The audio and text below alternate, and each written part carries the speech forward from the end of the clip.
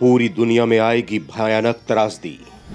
देशों के बीच होंगी खूनी लड़ाइयां। सुनामी जैसी भयंकर विभीषिकाओं में लोग कीड़े मकोड़ों की तरह मारे जाएंगे। दुनिया भर में गिनती के लोग बचेंगे। ये कोई कहानी नहीं, बल्कि एक सिद्ध योगी की भविष्यवाणी है। नोस्ट्राडामस, प्रोफेसर कीरो हो या बाबा बेंगा, ये दुनिया के उन विख्यात भविष्यवक्ताओं के नाम हैं जिनकी भविष्यवाणियों पर आंख मूंद कर विश्वास करते हैं लोग। लेकिन क्या आप जानते हैं कि भविष्य बताने का ज्ञान सबसे पहले भारत को हुआ था?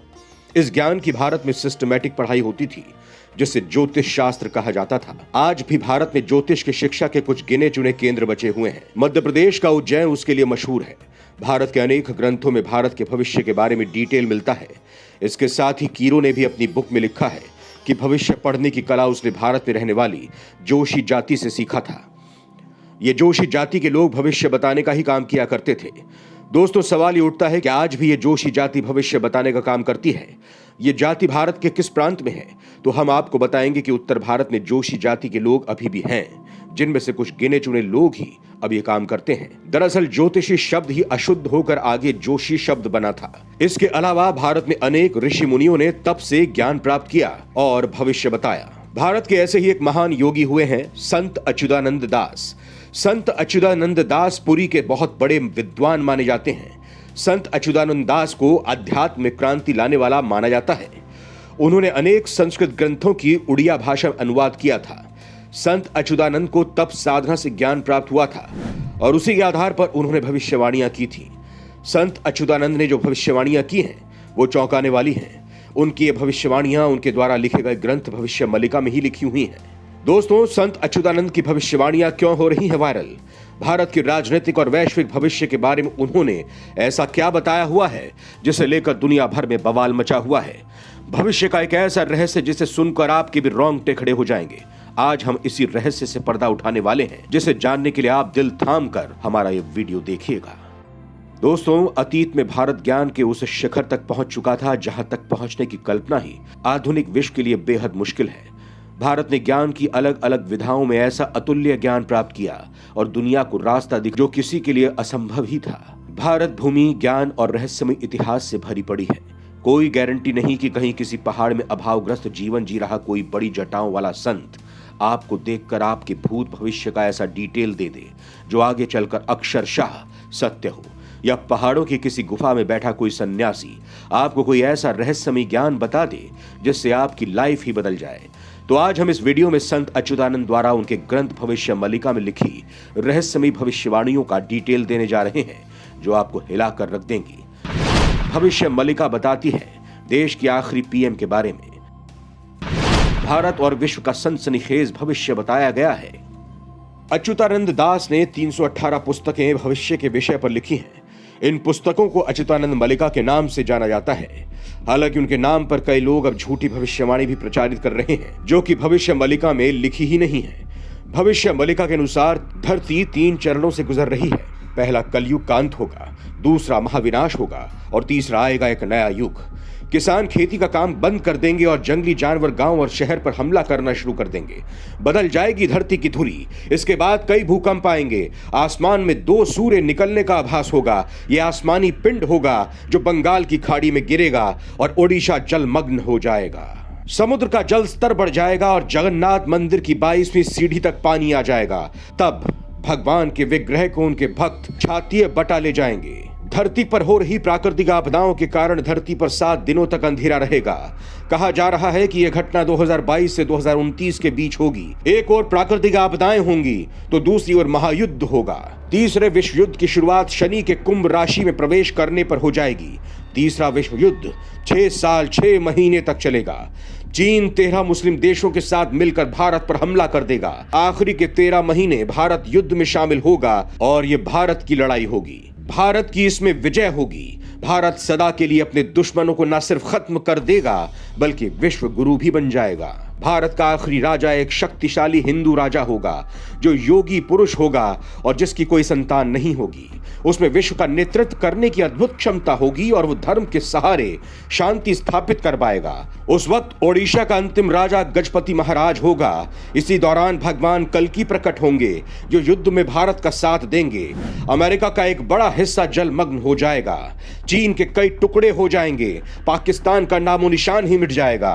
पाकिस्तान के साथ मिलकर लड़ने वाली शक्ति कमजोर और दयनीय हो जाएगी। रूस एक हिंदू देश बन जाएगा। यूरोप युद्ध लड़ने लायक नहीं रहेगा। वहां की जनसंख्या ना के बराबर होगी। यूरोप की लगभग सभी आबादी नष्ट हो जाएगी। अंत में रूस सफलता प्राप्त करेगा। विजयी रूस को आगामी अवतार वश में करेगा। लोग कीट पतंगों की तरह मरेंगे और विश्व की जनसंख्या 64 करोड़ ही रह जाएगी। चीन तबाह हो जाएगा। रूस हिंदू राष्ट्र बन जाएगा। भविष्य मल्लिका के अनुसार 2025 के बाद समय एक विभीषिका के समान होगा। वही लोग बचेंगे जो सत्य और धर्म के मार्ग पर चलेंगे। भारत के संदर्भ में कन्नड़ में लिखी भविष्यवाणी के अनुवाद में यह कहा जाता है कि 6 और 7 का जोड़ 13 होता है और इसी में 13 और मिलाने से 26 अंक आता है। इसी 26 अंक के माध्यम से अच्युतानंद दास ने भारत पर होने वाले हमले के बारे में भविष्यवाणी की है। शनि जब मीन राशि में प्रवेश करेंगे तब भारत पर संकट के बादल छाएंगे। साल 2024 में शनि कुंभ से निकलकर मीन राशि में जाने वाले हैं। शनि के मीन में जाने से वो वहां 2.5 वर्ष तक रहेगा।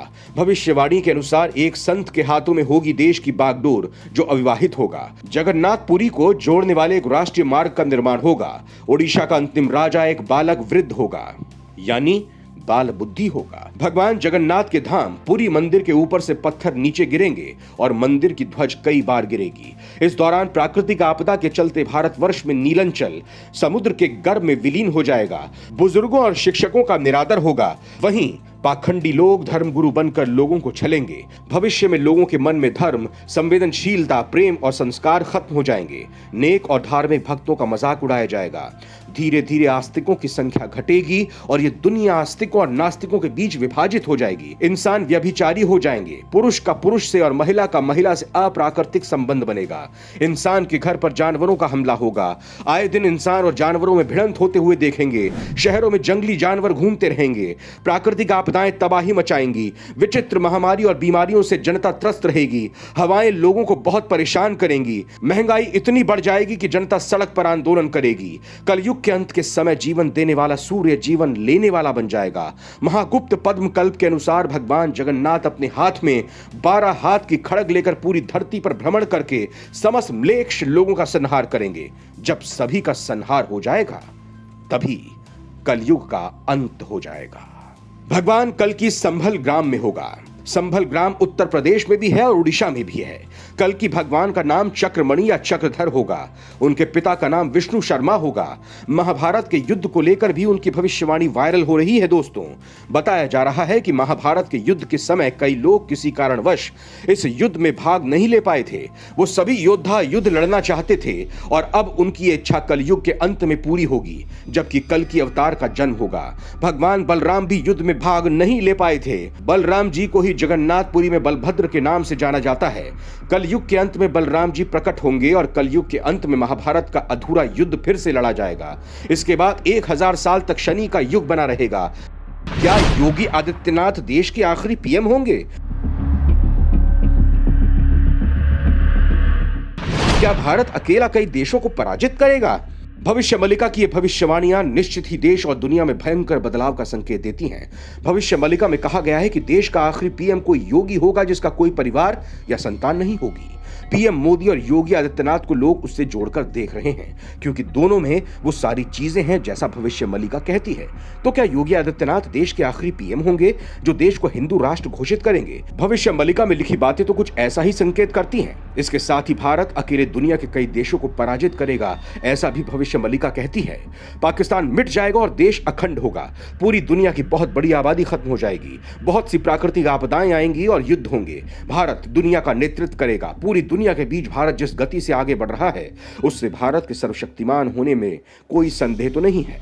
लेकिन यह भी सच है कि भारत के प्राचीन ग्रंथों में लिखी हुई बातें आज तक अक्षरशः सच होती रही हैं और यही वजह है कि लोग इस भविष्यवाणी को भी सच मान रहे हैं और योगी आदित्यनाथ को देश का आखिरी पीएम मान रहे हैं। दोस्तों, बहुत सी बातों का उत्तर तो भविष्य के गर्भ में छुपा हुआ होता है, लेकिन संकेत बहुत पहले ही मिलने शुरू हो जाते हैं।